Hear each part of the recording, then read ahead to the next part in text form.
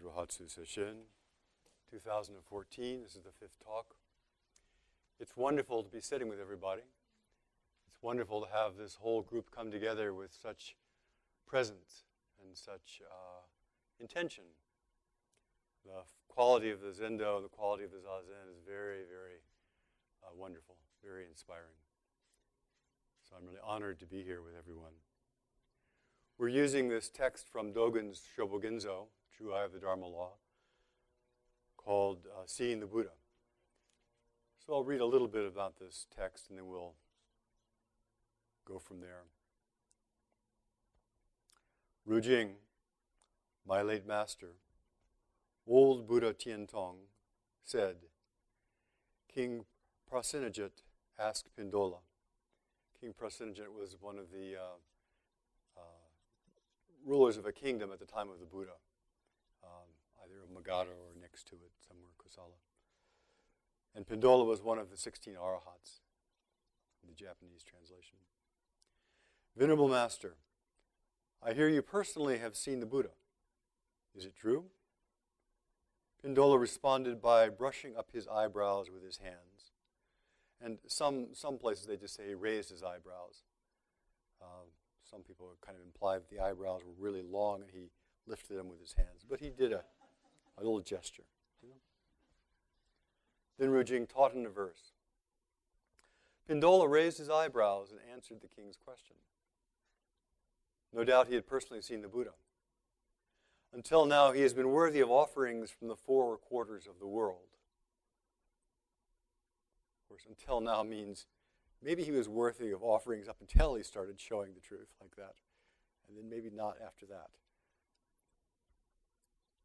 Spring is within a plum twig, bearing the snow, cold. Spring is inside the plum twigs, which bear the snow in the cold. Seeing the Buddha here does not mean seeing the Buddha as yourself, or seeing the Buddha as something other. But it means seeing the Buddha Shakyamuni. Because one branch of plum blossoms sees one branch of plum blossoms. Because of this, blossoms are open, bright, and clear. The king's question was whether Pindola had seen the Buddha and become a Buddha. Of course, that's all of our questions. So Dogen is asking this for our benefit. The king is asking it for our benefit. Dogen is reciting it for our benefit. Rujing is calling it for our benefit. Have we seen the Buddha and become a Buddha?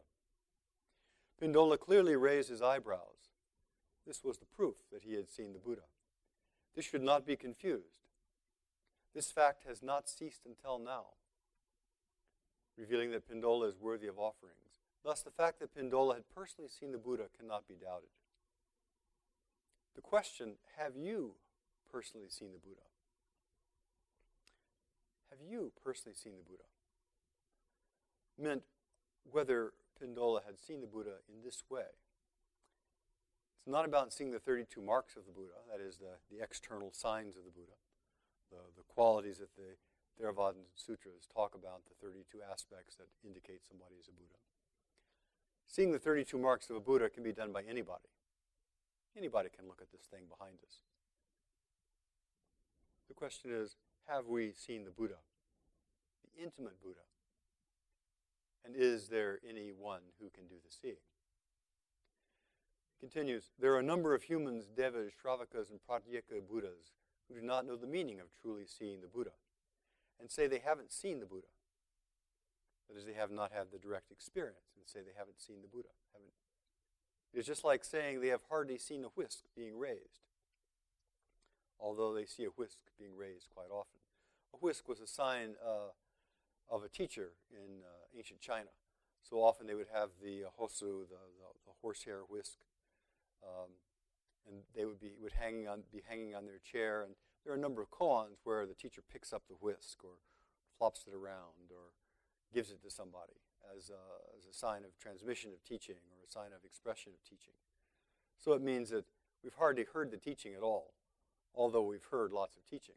That is, we have hardly experienced the teaching for ourselves. We haven't experienced the actual meaning of the Buddha's words, even though we may have heard and read them lots and lots.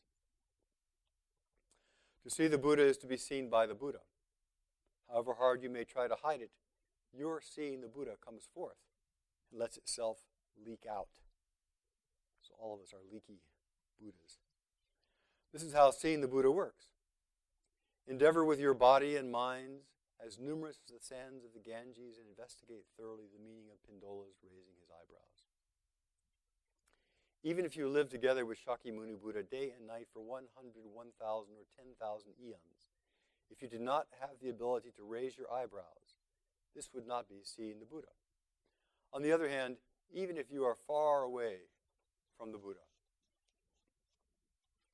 by hundreds of thousands of miles, or by over 2,000 years, if you personally actualize the ability to raise your eyebrows, you have seen Shakyamuni Buddha ever since the time before the king of the empty eon, that is, endless time. It is seeing one branch of plum blossoms, seeing spring in a branch of plum blossoms. Thus, personally seeing the Buddha is formally bowing 3 times, greeting with the hands joined together, smiling, a fist striking thunder, sitting on the cushion in meditation posture. So Dogen, as most of us know who've tried to read Dogen, talks in such amazing language. He'll talk from one side, the other side, inside, outside, all from the same point. But in a way, it's very simple. Awareness sees awareness. Awareness is awareness. Sometimes awareness sees things. Sometimes we forget awareness and we only become aware of things. From the view of things, that is, from the view of the individual of me, my small little fixed idea about things, then there is me and there is awareness. But from the view of awareness, there's only awareness. So we're going to break this down a little bit, because this is about what is the direct experience right here, right now, of your own practice. Each person here is completely, totally aware. And it's not as though we are somehow in this little lump and we are aware of something else, but awareness itself is aware of the little lump. Now, in our tradition, there are a number of teachings that talk about different aspects of Dharma and insight. Sometimes they're looked at sequentially, like 5 ranks or the 10 ox herding pictures. Sometimes they're just simply talking about different aspects, different facets. We chant the precious mirror samadhi, the sandokai, harmony of differences, sameness, identity of relative and absolute, the 2 different chants that are both from the Soto Zen Buddhist, the Chaodong tradition. And they talk about different ways of looking at reality, different ways of looking at awareness. So they talk about you can look at awareness, you can look at reality from the inside out. I'm nothing but awareness, and I'm looking out and seeing all these things, all these sweet-looking lumps. Or I'm from the outside looking in.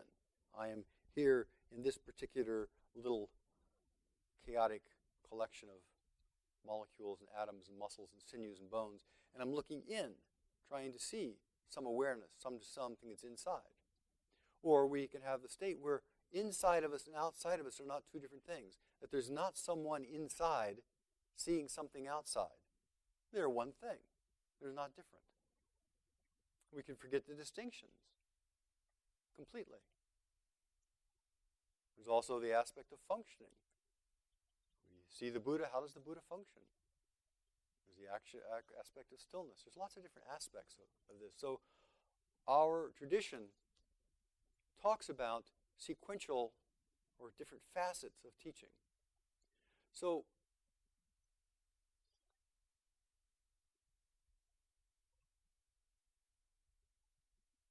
the first place that we have to work with, and we have already worked a lot with this during the Sesshin, is that in Sesshin, all the stories about ourselves, our practice, our lives, our hard times, our history, our future are irrelevant.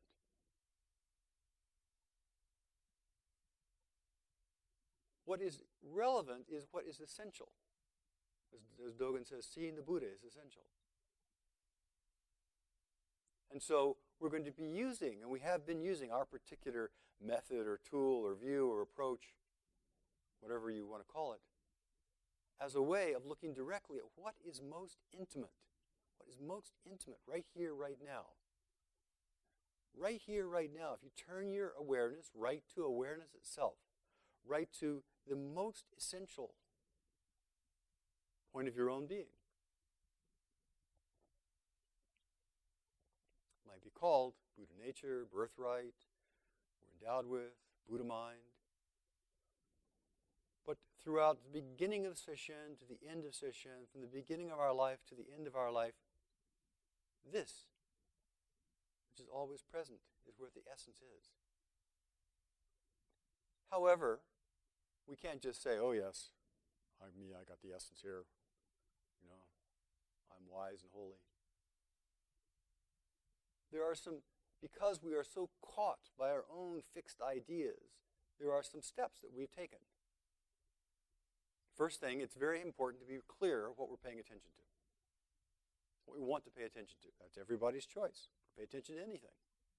But we come to Sesshin, and in general, we want to pay attention to reality. We want to pay attention to the essence. We want to pay attention to what is most intimate. In this case, seeing the Buddha. And the Buddha, of course, represents seeing our true nature. We want to pay attention. And secondly, we have to use the muscle of concentration to hold our attention onto whatever we want to hold it on. So if you're practicing with the breath, it takes a certain concentration. It takes a certain muscle to hold the attention on the breath, or on sound, or on being one with the whole body, or on awareness itself. Sometimes we use concentration with different kinds of support, and sometimes we use concentration with no support at all. Different aspects of it. Sometimes we use concentration to be aware of the sensation below the nose. And sometimes we use concentration to be aware of the whole body. And sometimes we use concentration to be aware of the whole room all at once. Next, it is very important that we are curious, that we're interested. The Buddha Dharma never reveals itself if we're bored. It never reveals itself if we just think, oh, been there, seen that. We have to be really curious. What is it? Be really curious about our own life. Be really curious about our essence. If we have no curiosity, if we're not really interested, we just do the same old thing over and over. We see the same old story. So to be curious also means we have to be alert.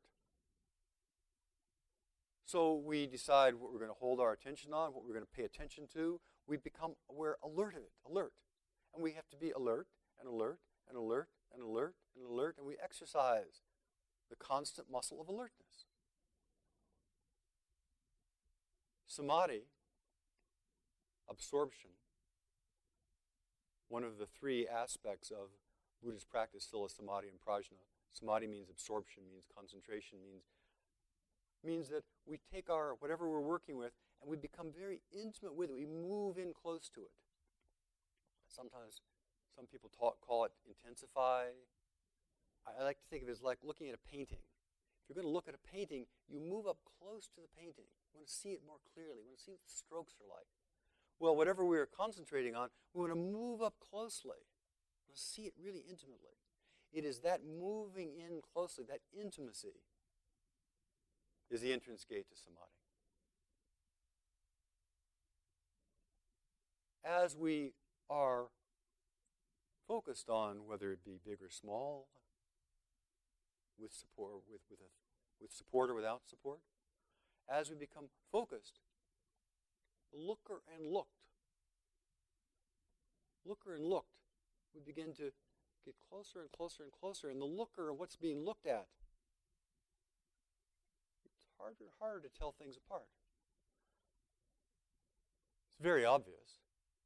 So if you feel your hand right here, right now, you feel your hand in your hand. You don't feel your hand in your head. You don't feel your hand behind your eyes. You feel your hand in your hand. So if you really want to feel your hand very carefully, if you think you may have a splinter in it, or you're going to have a tingling in it and you want to really explore it, you put your attention in your hand and you feel it closely, intimately. We do that with whatever practice we're doing. We feel it closely, intimately, not from, I'm back here behind my eyeballs trying to look at something out there. I'm in my hand, feeling my hand. In the whole body, feeling the whole body. In the whole room, feeling the whole room. In awareness, feeling awareness. Whatever our particular practice happens to be. The I, which we say, I am looking, I am doing this practice, is unfindable. Unfindable. The I that feels the hand is unfindable. There's just feeling the hand. Body, the I that feels the body is unfindable. There's just feeling the body. The Buddha that sees the Buddha is unfindable. It's just seeing the Buddha.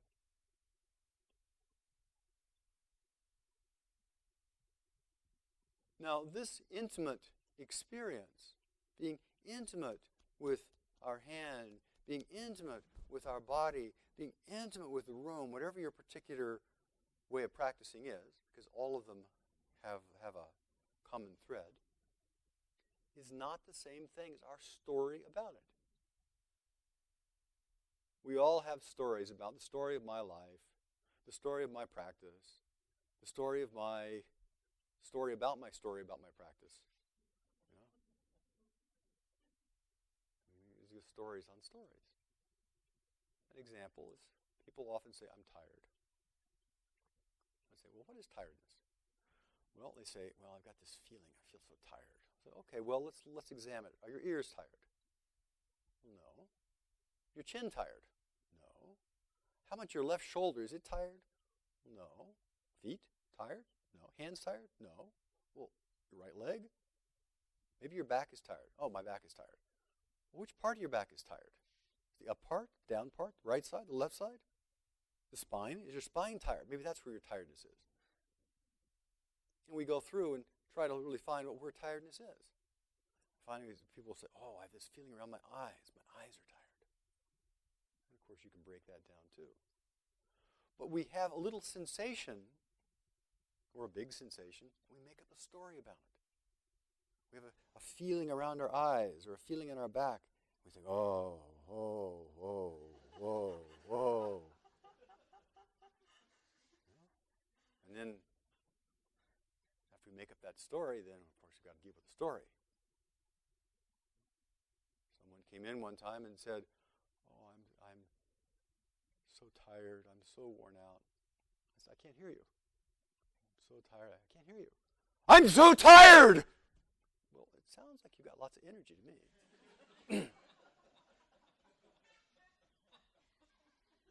The sensations that we make stories up about are fine. But we move into instead of moving away from. Move into, don't make stories up about our hands or ourselves. So many people have stories about their own inadequacy. It's just a story. Their own failure, their own history of tragedy. Or they have a story about, oh, I'm really, pretty cool. Very smart, intelligent. I'm more loving than anybody else in the room. It's just a story. So it's the fixed beliefs that we make up. We have these stories. We tell them to ourselves often enough. We tell them to ourselves over and over and over. And they coalesce, they coagulate into a fixed belief, a fixed view, a habit of mind, a fetter, a hindrance. And then, instead of being able to deal directly with the experience of our own being, we get caught by the stories about the stories about the stories. We get caught by our own fixed views. We have to keep coming directly back to experience, unmediated by our particular story. Now, when we talk about letting go, it doesn't mean, I got this story and I'm going to start thinking about the story so hard that I'm going to let it go. It's like somebody comes and says, I want to end this relationship. And I'm going to go and talk to this person day and night until the relationship ends. I mean, it doesn't work like that. if you want to end a relationship with a fixed view, you have to turn away from the fixed view. You have to not relate to the fixed view. You have to turn away from the idea about things directly to the experience. You have to let it go in that way. There's a nice poem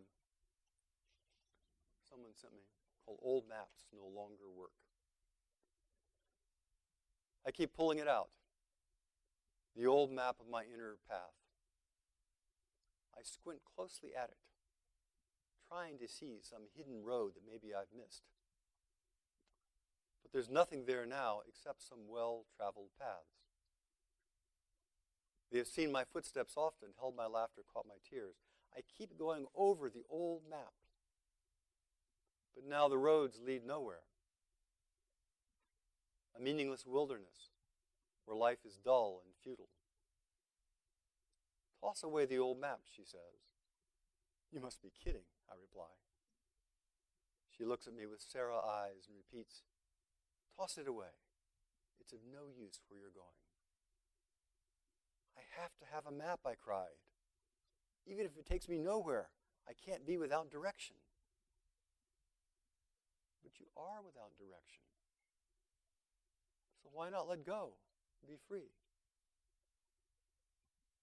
So there I am, tossing away the old map, sadly, fearfully, putting it behind me. Whatever will I do? Wails my security. Trust me, says my soul. No map, no specific directions, no this way ahead or take a left. How will I know where to go? How will I find my way? No map. But then somewhere in my heart whispers, there was a time before maps, when pilgrims traveled by the stars. The time for the pilgrim in me to travel in the dark, to learn to read the stars that shine in my own heart. I will walk deeper into the dark of my night. I will wait for the stars and trust their guidance, and let their light be enough for me. We throw away the old maps and fixed ideas by turning away from them. A wonderful line from one of the koans is, not knowing is most intimate. Not knowing is most intimate. Not knowing the story, not believing the story of who we are, not knowing where we're going, not knowing what tomorrow might bring. And then we can become very intimate with what's here right now, the space, with awareness itself.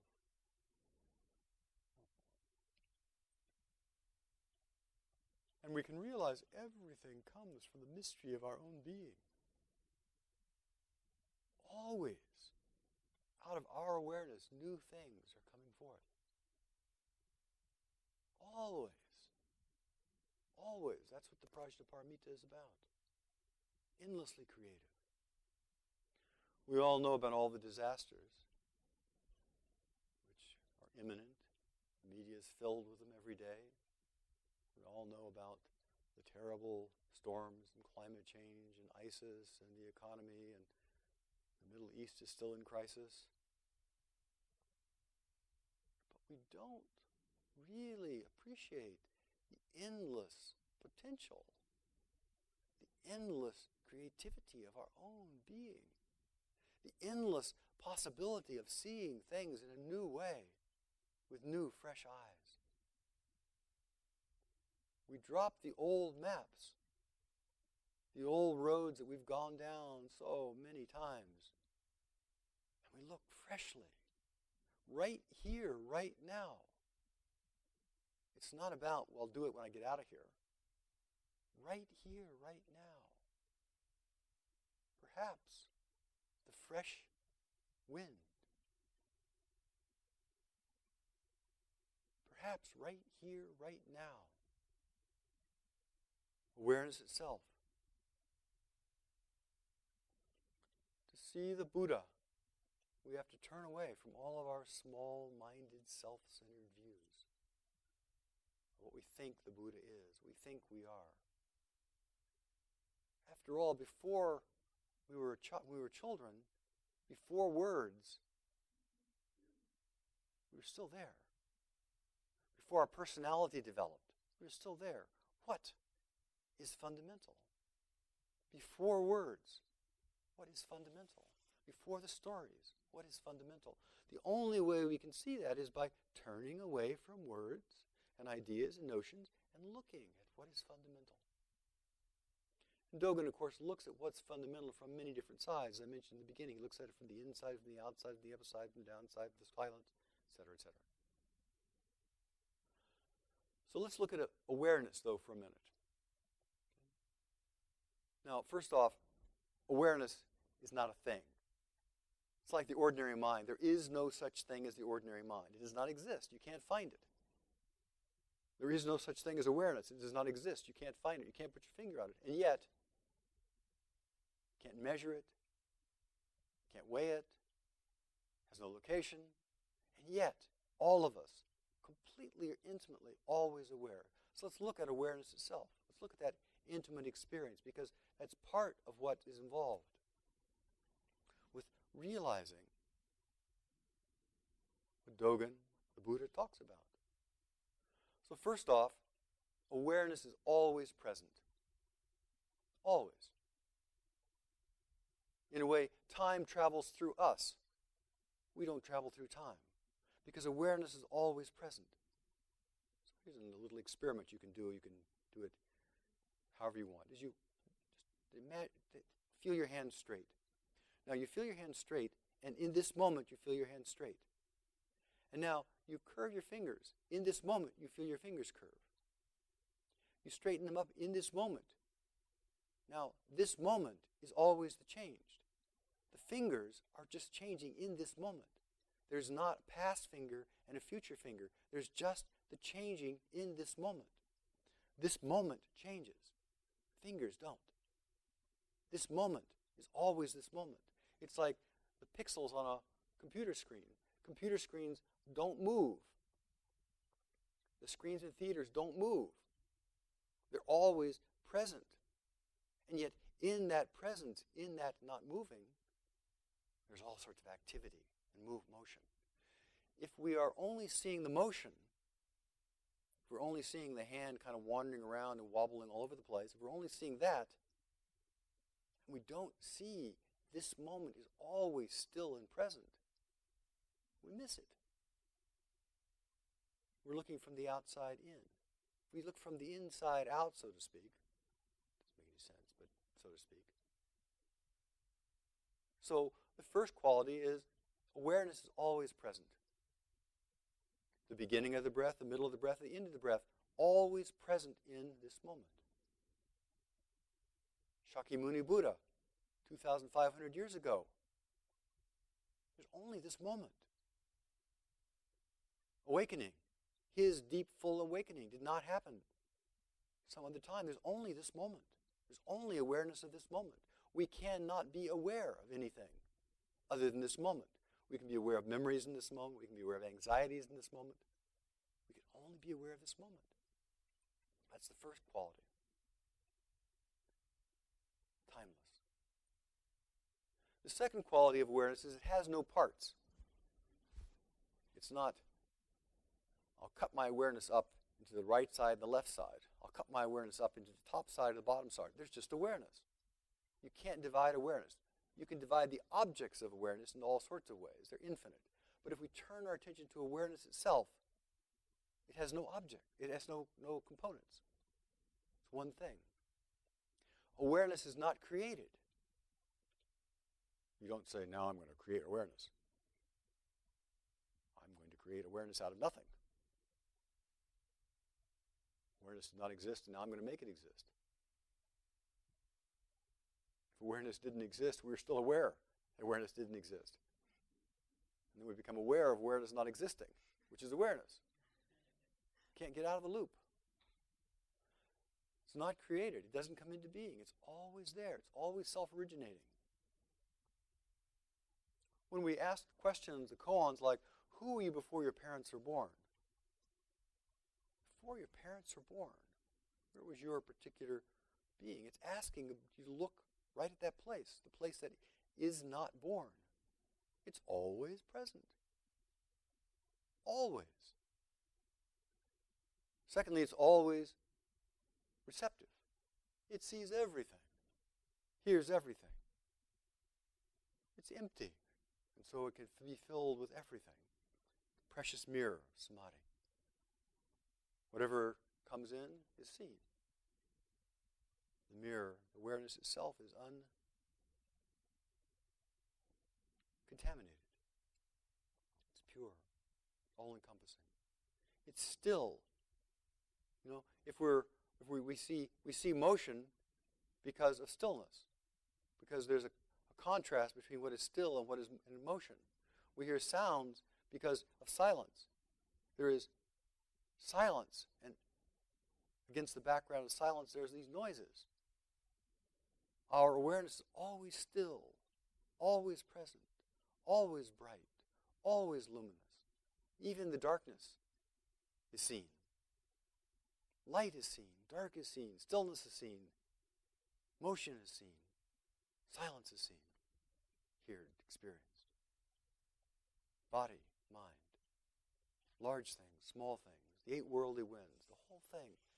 Our awareness has infinite capacity. But awareness is not a thing. It does not exist.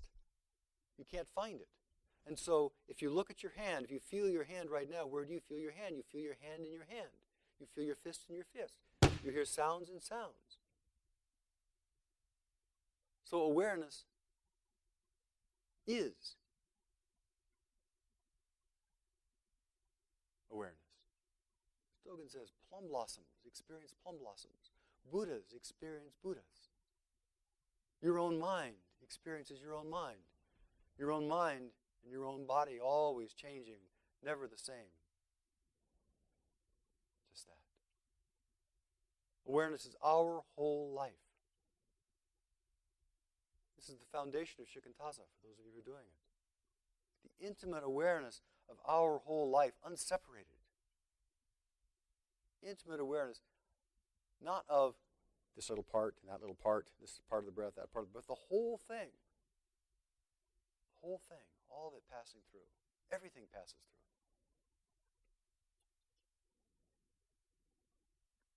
And it's not just this little personality life. It's when we're outside looking at the weather, the sky, the sun, the wind, the wonderful wind we had last night. We can't step outside of our life. It's all our awareness. How wonderful. It's a nice poem by Liesl Müller. Monet refuses the operation. Doctor, you say there are no halos around the street lights in Paris. And what I see is an aberration caused by old age and affliction. I tell you, it has taken me all my life to arrive at the vision of gas lamps as angels, to soften and blur and finally vanish the edges you regret I don't see, to learn that the line I called the horizon does not exist, and sky and water, so long apart, are the same state of being. 54 years before I could see, Rowan Cathedral is built of parallel shafts of sun. And now you want me to restore my youthful errors, fixed notions of top and bottom, the illusion of three-dimensional space, wisteria separate from the bridge it covers. What can I say to convince you that the Houses of Parliament dissolve night after night, to become the fluid dream of the Thames River? I will not return to a universe of objects that don't know each other. as if islands were not the lost children of one great continent. The world is flux, and the light becomes what it touches, becomes water, lilies on water, above and below water, becomes lilac and mauve and yellow and white and cerulean lamps, small fists passing sunlight so quickly to one another that it would take long, streaming hair inside my brush to catch it, to paint the speed of light. Our weighted shapes, these verticals burn to mix with air and changes our bones and skin and clothes to gases. Doctor, if only you could see how heaven pulls earth into its arms, and how infinitely the heart expands to claim this world. Blue vapor without end.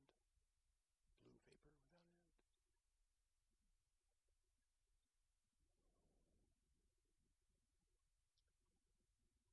end. To see our life, all things are our life, not separate.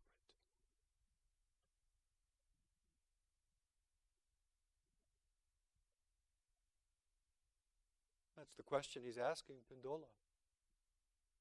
You seen this Buddha? You seen this Buddha? It's not yes or no. It's not have or have not.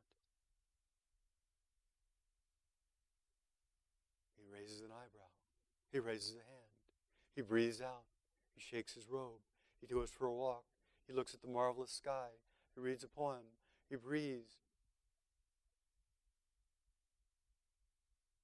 It's not separate.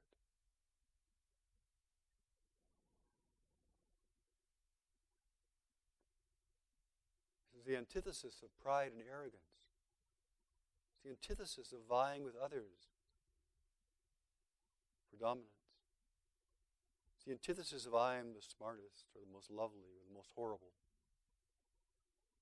It's all beings, all of us have the same root, the same mind, the same eye, the same ear.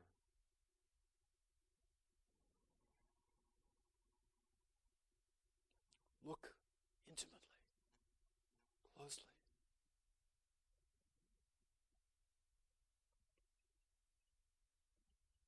That's how we see the Buddha. Dongshan's Stream Gata. Just prior to leaving his master, Yunyan, Dongshan approached him and asked, if after many years someone should ask if I am able to portray your likeness, how should I respond? Same question.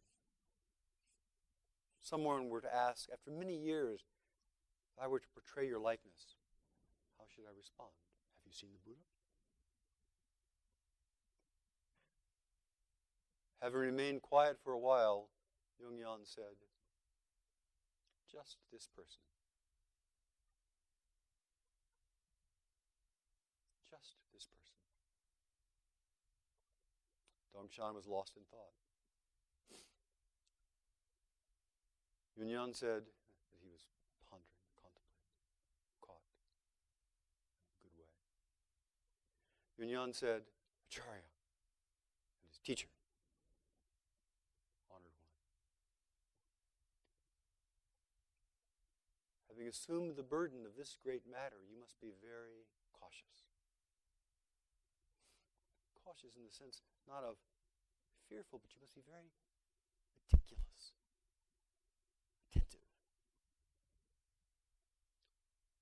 Dongshan remained unclear about what Yunyan had said. Later, as he was crossing a river, Dongshan glimpsed his own reflection in the water below and experienced a great awakening. Dongshan immediately composed the following gata. So we'll listen to this gata and look at our own awareness itself. Dongshan's Stream Gata. Gata just means poem. Taking heed not to seek it elsewhere, as if it were distant from myself. I now go on alone, and yet I meet him everywhere. He is now exactly me, but I am no longer, or I am not now him. You should meet in this way, for only then can you realize thusness.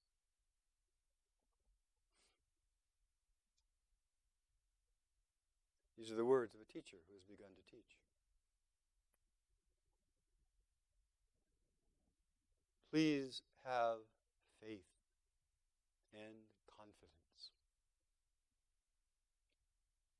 Please have deep faith and deep confidence, because you have every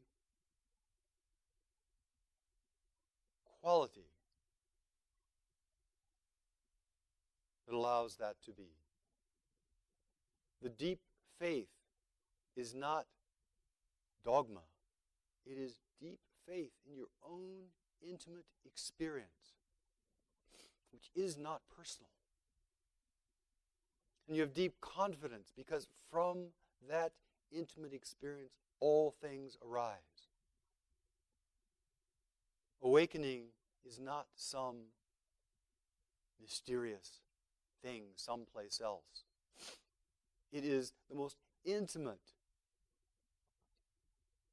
awareness. And yet, in order to know it directly, we have to turn away from this small-minded story that we have lived for so long. Have deep faith. The awareness that you have right now cannot be imitated. The source that is your own being right now cannot be sullied. Have deep confidence. Look directly and see for yourself what is most intimate. And then, when someone says, "Can you see the Buddha?"